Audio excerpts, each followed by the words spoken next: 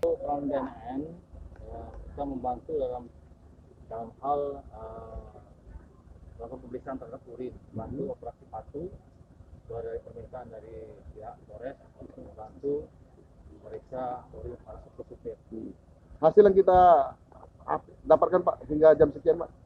Untuk saat ini sudah dilakukan pemeriksaan sekitar 26 urin, dari 26 terindikasi positif 2 itu positif inek dan Sabu Pak ya? sabu. Apa tindakan lanjutan dari kedua orang itu Pak yang Untuk positif yang ini? terindikasi positif nanti kita lakukan pemeriksaan, kemudian di asesmen. Dari hasil asesmen ini nanti kita lihat apakah nanti yang bersangkutan di berobat jalan atau di operasi.